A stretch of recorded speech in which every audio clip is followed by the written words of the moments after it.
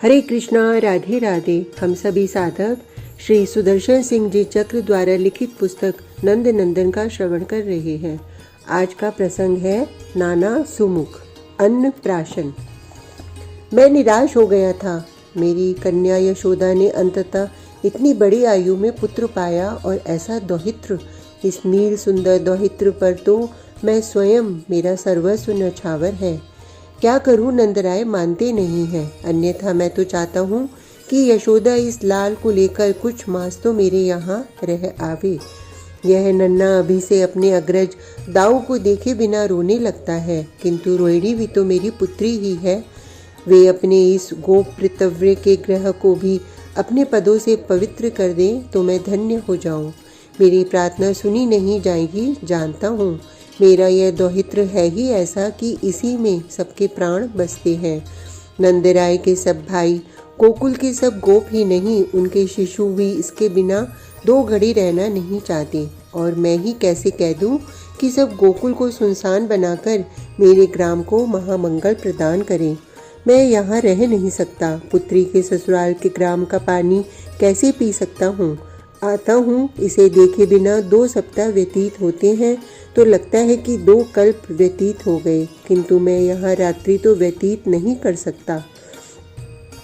महर्षि शांडिल्य ने मुहूर्त निश्चित किया है। माघ शुक्ल चतुर्दशी को गुरुवार रेवती नक्षत्र में मीन का चंद्र है और लग्नेश पर उसकी पूर्ण दृष्टि है। वणिजकरण शुभ योग में आज इसका अन्नप्राशन है। कहाँ सोच पाया। इसके माता के उदर में आने के दिन से सोचता रहा हूँ कि इसको इस अवसर पर क्या दिया जा सकता है, किंतु कोई वस्त्र, कोई रत्न, कोई वस्तु इसके उपयुक्त ही नहीं लगती। मुझे कितना सम्मान देते हैं नंदराय। यह तो साधारण बात है कि इस अवसर पर मैं इनके सब भाइयों और उनकी पत्नियों के लिए वस्त्राभरण लाऊंगा। वे भी तो मेरी पुत्रियां ही हैं। इन सबके शिशु मेरे दौहित्र। परमात्मा ऐसी पुत्री प्रत्येक पिता को दे। महाराज उग्रसेन भी रोहिणी रानी को पुत्री कहकर पुलकित होते थे। वे पुरुवंश की माननीय कन्या मुझे पितृव्य कहती हैं। मेरी लाई साड़ी ही आज मेरे सम्मान के लिए उन्होंने भी धारण की है, और आभरण भी। मुझसे कह रही थी पितृव्य, आज आपके दोनों दौहित्रों का, अरे नहीं, सबके सब दौहित्रों का एक साथ अन्नप्राशन है। दोनों ही क्यों, गोकुल के सब शिशु मेरे दौहित्र हैं, और आज उनमें से अधिकांश का अन्नप्राशन संस्कार है। मेरे जैसा भाग्यशाली माता मह संसार ने और पाया है कभी।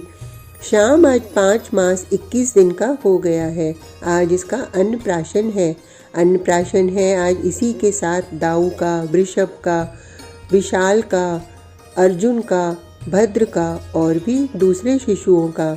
हम गोप ऐसे सामूहिक संस्कारों के अभ्यस्त हैं।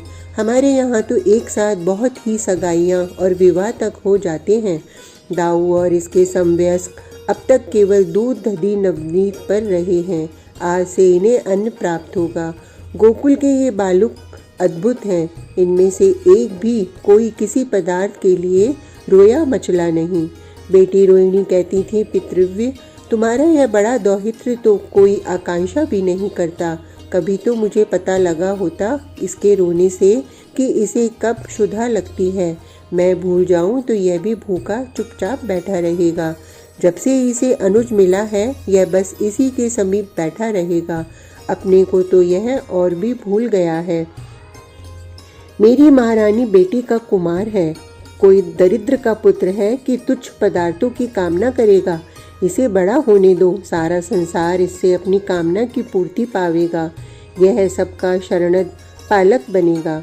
यशोदा कहती हैं, दाऊ ने सामान्य शिशु की यह प्रकृति ही प्राप्त नहीं की कि कोई वस्तु मुट्ठी में आई तो मुख में डाल ले। इसकी मुट्ठी में वस्तु आते ही यह इधर उधर देखने लगता है कि किसको दे डाले। अपने खिलौने किसी भी शिशु को देकर ताली बजा बजा कर झूमता है। जन्म से ही इसे देना ही देना आता है। अब तो कोई शिशु समीप न हो तो इसे दुग्धपान कराना कठिन हो गया है। दूसरों को नहीं दे लो तो एकाकी कुछ यह लेने को उद्यत ही नहीं होता। अब आज इसका अन्नप्राशन है। मेरे नेत्र सफल होंगे आज। महर्षि शांडिल्य ने देव पूजन करा दिया है। पितृ तर्पण हो चुका, ब्राह्मण तृप्त कर दिए गए और उन्हें आज तो अनेकों ने दक्षिणा दी है। मैं ही कहाँ अकेला मातामह हूँ। यहाँ मेरे सब पुत्रियों के पिता आए हैं और उनमें किसी का उत्साह औदार्य मुझसे कम तो नहीं है। मेरे राम श्याम पर इन सबका स्वत्व मुझसे पहले। गायों को, पशु पक्षियों को भी तृप्त कर दिया गया है। मनुष्यों को, याचकों को, अतिथियों को तो गोप ढूंढ ढूंढ कर खिला चुके, लेकिन नंदराय का यह आग्रह कोई गोप कैसे सुन ले कि आप सब भोजन कर लें और सबके प्रसाद से शिशु को पवित्र होने का सौभाग्य प्राप्त हो। यह कृष्णचंद्र सभी का तो अपना ही है। पहले तो विप्र वर्ग भी भोजन नहीं करना चाहता था, किंतु मर्यादा का मान रखने के लिए आग्रह नहीं कर सका। दूर दूर तक गोष्ठों में भरे छकड़े आ रहे हैं, किंतु सब गोपों का आग्रह उचित है। हम आज अपने युवराज का प्रसाद लेंगे। आज सब आमंत्रित हैं, पूरा ब्रजमंडल आमंत्रित है और नंद गृह में मुझे तो कहीं भी जाने में बाधा नहीं है। अंतःपुर में भी सब मेरी पुत्रियां ही हैं। मैं वृद्ध हो गया। इतना राशि राशि पकवान, इतनी विविधता बना लेना इन गोप कन्याओं को कब से आ गया? कहीं इन्हीं में स्वयं अन्नपूर्णा तो नहीं आ छिपी है? यह उज्ज्वल कौशल का मंडप, कदली के सफल स्तंभ, सुरभित धूप से परिपूर्ण है दिशाएं। मेरे नेत्र धन्य हो गए। नंदराय मेरे इस नीलोज्वल कमल लोचन दौहित्र को अंक में लिए आ गए हैं। आज इसके घुंघराली काली अलकों में मयूर पिच्छ लगा दिया है इसकी माता ने। अलके सुमन ग्रथित हैं। यह भाल पर कज्जल बिंदु लगाए कजरारे दीर्घ दृगों से इधर उधर देखता हाथ हिला रहा है। नंदराय की दक्षिण भुजा से सटकर उनके अंक में ही दाऊ आ बैठा है और भद्र, विशाल, ऋषभ, अर्जुन सब शिशु इनकी ही गोद में पास आ गए हैं। आज सारे गोकुल के शिशुओं का पितृत्व केवल नंदराय को करना है। मैं यों ही नहीं कह सकता कि सबके सब मेरे ही दौहित्र हैं। बाबा, सबसे पहले मैं। भगवती पूर्णमासी का यह अवधूत मधुमंगल बढ़ने के स्थान पर क्या छोटा हो रहा है? मैंने देखा था यह आया तब यह लगभग 5 वर्ष का था और अब दाऊ से 2 वर्ष बड़ा कठिनाई से लगता है। कितना आग्रह किया सबने कि यह ब्राह्मणों के साथ भोजन कर ले, किंतु तब इसने किसी की नहीं सुनी और अब कह रहा है मैं सबसे बड़ा हूँ, मेरा अन्नप्राशन पहले करा दो। कितना प्यारा है ये। इसे पुकार लूँ कि यह मेरे हाथ से मोदक खा ले। मेरी मानता तो है। आ लाल, तेरा अन्नप्राशन मैं कराऊंगा। यह मेरे अंक में आ गया है। महर्षि शांडिल्य ने अग्निदेव का पूजन करा दिया। रसेश वरुण देव पूजित हो गए। अन्न के अधिष्ठाता को उनका भाग प्राप्त हो गया। अब मंगल गान, शंख ध्वनि, स्वस्ति पाठ, जयनाद के मध्य नंदराय ने नन्हा सा ग्रास उठाकर दाऊ के अधरों से लगा दिया है, किंतु दाऊ तो अधर फड़काने लगा। कुछ भूमि पर और कुछ उदर पर इसने गिरा लिया है।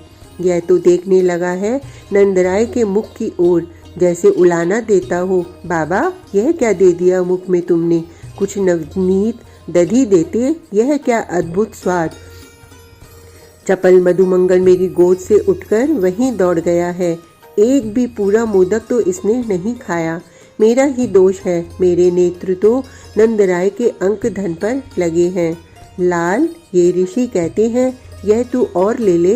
दाऊ अब नंदराय की मनुहार सुनने से रहा। अब यह मुख नहीं खोलेगा। अब तो इसके अधरों से कटु कषाय अम्लादि को स्पर्श मात्र करा लो। दाऊ का मुख पोंछकर नंदराय ने यह तनिक सा कुछ नीलमणि के अधरों से लगा दिया है। यह इसने अपने नन्हे पतले लाल अधर फड़काए और मुख ही घुमा लिया है। यह मुख बना रहा है। अपने ओष्ठ विचित्र विचित्र ढंग से सिकोड़ रहा है। बाबा, कैसा है यह इसका कि इतने बुरे स्वाद की वस्तुएं इसके मुख से लगा रहा है। कुछ मीठा ग्रास होगा। नीलमणि ने तनिक चाटना प्रारंभ किया है, किंतु नहीं, इसे अभी मधुर रस की भी इतनी तीक्ष्णता सहन नहीं है। माता का दूध ही तो पीता है, मुख ही अब सीधा नहीं कर रहा है। धन्य लाल, इसे कहते हैं कि शैशव में ही बालक का भविष्य दिख जाता है। दाऊ अंततः राजरानी रोहिणी बेटी का पुत्र है। यह अपनों का रक्षक सहायक होगा।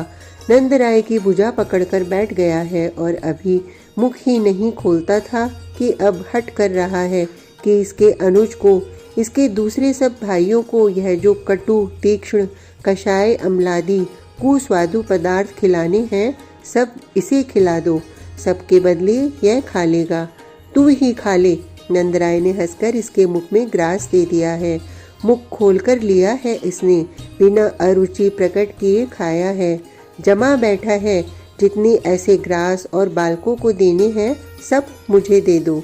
यह मेरा लाल है। दूसरों की दुख विपत्ति आगे बढ़कर स्वयं अपने सिर लेने वाला यह है जो राजा धीराज का ऐश्वर्य अपने शैशव में भी समेटे है। नंदराय ने राम श्याम दोनों के अधर पोंछ दिए हैं। अभिनंद की पत्नी पीवरी बेटी ने उठा लिया है अंक में नीलमणि को, किंतु यह दाऊ तो उठना ही नहीं चाहता। तू भद्र को भी खिलाने नहीं देगा। अब नंदराय ने समझा है, भद्र को तथा दूसरे किसी भाई को, किसी सखा को अप्रिय वस्तु यह खिलाने नहीं देना चाहता। सबके बदले वह स्वयं खा लेगा। नंदराय भद्र के अधरों से लगाने जा रहे हैं और यह मचला पड़ता है, रोकने पर ही उतर आया है। इस छोटे से दाऊ को कैसे समझाया जाए कि बालकों का यह संस्कार आवश्यक है। जो वस्तु मुख में देते ही इसने निकाल दी, वही दूसरे बालकों को क्यों दी जा रही है। अब शीघ्रता करनी पड़ रही है नंदराय को। दाऊ मचल रहा है। बालक भी कटु कषाय तीक्ष्ण अम्ल लवण को कैसे सह सकते हैं। कितने भी मधुर बनाए जाएं ये रस, इन शिशुओं के सुकुमार अधरों के लिए तो असह्य ही है। ये सब तो अभी मधुर भी नहीं सह पाते। बाबा, मेरा अन्नप्राशन। मधुमंगल आ गया है फिर, किंतु नंदराय ने हाथ में कटु रस का ग्रास उठाया है तो कैसा कूदकर दूर खड़ा है। बाबा, यह सब भी कोई भोज्य वस्तु है, वह विडाल को दे दो। अन्नप्राशन के योग्य रस केवल मधुर है, मधुर मोदक। आज ही यह पता लगेगा कि इन बालकों की रुचि किस ओर है। बड़े बनकर ये क्या करना चाहेंगे। श्री नारायण कृपा करें। हम गोपों में जो एक मति, एक रुचि चली आती है, इन बच्चों में भी बनी रहे। अब वाद्य बंद हो गए हैं। महिलाओं का मंगल गान और बंदियों की विरुदावली भी बंद हो गई है। सबको ही मेरे समान उत्सुकता है यह जानने की कि बच्चे आज क्या चुनते हैं। कक्ष में स्वर्ण मुद्राओं की, रत्नों की राशियां हैं। रतन जड़ित नन्हे स्वर्ण हल हैं, वस्त्र हैं, वेत्र हैं, रज्जू है, लेखनी है। अत्यंत सुंदर तथा मनमोहक मसी पात्र हैं। कौशे परिवेष्टित ग्रंथ स्वर्ण पीठों पर हैं। मुझे इन छुरिकाओं नन्हे अंगों का रखना अच्छा नहीं लगता है। ये उत्तम कोशों में सही, किंतु शिशु इन्हें निकाल ले सकते हैं। केवल नन्हे धनुष पर्याप्त थे। बहुत सावधान रहना पड़ेगा। चारों वर्णों के प्रतीक रखने हैं। अतः चामर, व्यजन, हथौड़ी, नन्ही सी सभी उपकरण सजाए ही जाने थे। श्री नंद राय ने, इनके दोनों अनुजों ने वस्तुएं सब उत्तम रखी हैं, सुंदर रखी हैं, इतनी आकर्षक कि किसी को भी उठाने को शिशु का मन ललक उठे। सबको मंडलाकार द्वार के सम्मुख सजाया है। अब मेरा नन्हा ब्रजराज कुमार क्या लेगा, कैसी रुचि प्रकट करेगा यह। लाल, तू जा और खिलौने ले आ। नंदराय ने दाऊ को द्वार पर बैठा दिया है, किंतु यह तो द्वार पर बैठकर दूसरे बालकों को हाथ हिलाकर बुला रहा है। इतने खिलौने हैं, सब आओ और लो इनको। अब यह लौट पड़ा है, बालकों का हाथ खींचने लगा है, हट करने लगा है कि सबको छोड़ दो। यह बार बार भेजने पर भी लौट आता है। सब नहीं लेते तो यह भी कुछ नहीं लेगा। नंदराय महर्षि सब पुचकारते हैं, प्रोत्साहित करते हैं, किंतु यह अकेले कुछ नहीं लेगा। प्रकट तो हो गई इसकी रुचि। भैया, तू कोई खिलौना उठा ला यहाँ और अपने इस अनुज के साथ यहीं खेल। महर्षि की यह बात दाऊ ने समझ ली है। वह समझ गया है कि खिलौने उठाकर इसे ही लाने हैं। क्या उठाएगा यह? सबके नेत्र लगे हैं, सबका हृदय धड़क रहा है, किंतु इसने वेत्र ठीक उठाया। यह सबका शासक ही तो बनेगा। इसके करों में राजदंड शोभित होगा। पर यह हल क्यों? इसने तो हल उठा लिया है दूसरे कर में। मैंने सुन लिया है, मेरी यशोदा बेटी ने हंसकर पूछा है, यह क्या राम कृषक और गोपाल दोनों बनेगा? रोहिणी तो रानी बेटी है, इनके स्वर में उचित औदार्य है। यह पुरानी भूल सुधार दे तो उत्तम ही है। विष्णुवंश एक होकर भी मथुरा और गोकुल में विभक्त हो गया, यह अच्छा तो नहीं था। ब्रिजराज के वे भाई इस नीलमणि को देखकर गोकुल में ही आ बसे तो मुझे हर्ष होगा। यह राम अपने अनुज से 2 पद आगे बढ़कर गोपाल के साथ कृषक भी बन जाए तो बहुत उत्तम। कहाँ का गोपाल? मुझे तो इसके कर का वेत्र राजदंड दिखता है और यह पूरी पृथ्वी का कंटक कृषक के समान निकाल देगा। सब गोप बालक ही तो हैं और शिशु होने पर भी गोपों की सहज समान बुद्धि ही सब में है। यह विशाल, ऋषभ, अर्जुन, भद्र सब केवल रज्जु और वेत्र दंड लेते हैं। अब किसी शिशु को दूसरा कोई खिलौना नहीं देखना है। सबसे अंत में चला है यह मेरा ब्रज युवराज।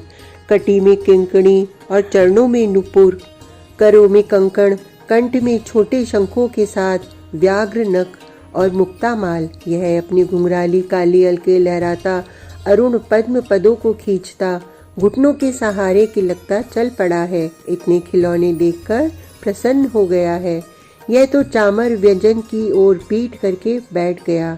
एक ओर से सब खिलौनों की ओर संकेत कर रहा है, हाथ घुमा घुमा कर और नंदराय को समीप बुला रहा है। लाल, तुझे लेना हो वह ले ले। उपनंद जी का पुचकारना क्यों सुने यह? इसे कहाँ 1-2 लेना है, इसे तो सब लेना है। और इतना समझता भी है कि सब इतने छोटे करों में नहीं आएंगे। सबके मध्य में जमकर बैठ गया है, सबका स्वामी बनकर, और अपने बाबा को बुला रहा है। सब उठा ले चलो। इधर उधर मुख घुमाकर किलक रहा है। कुमार सर्वतोमुखी उन्नति करेगा। महर्षि शांडिल्य कहते हैं, यह सबका सब साधनों का अधिपति होगा। मधुमंगल कह रहा है, बाबा यहाँ कुछ तो मेरे लेने योग्य भी रखो। एक बड़े से थाल में मोदक अवश्य रख दो। अब मुझे विदा होना है। गोपों का यहाँ आज सत्कार होगा। बेटी यशोदा व्यस्त हो गई है कि इस नीलमणि को मेरे अंक में देकर, और यह तो मेरी उज्जवल श्रमश्रु में अपने कर उलझाता नचाता किलक रहा है। इसे अंक में लेकर उतारने की बात मन में आती है तो बहुत व्यथा होती है। विदा की बात ही किसी से कहना कठिन है। यह आ गया दाऊ, और भद्र, ऋषभ, अर्जुन, विशाल सब मुझ वृद्ध माता माँ की गोद में ही बैठेंगे। ये प्रफुल्ल पद्म मेरे, इन सबको अंक में लेकर आज मैं कितना प्रसन्न हूँ। वृद्ध सृष्टिकर्ता संसार को पहले पहले बनाकर इतना संतुष्ट, ऐसा आनंदित होता होगा। आज का प्रसंग इतना ही। कल तक के लिए हरे कृष्णा, राधे राधे।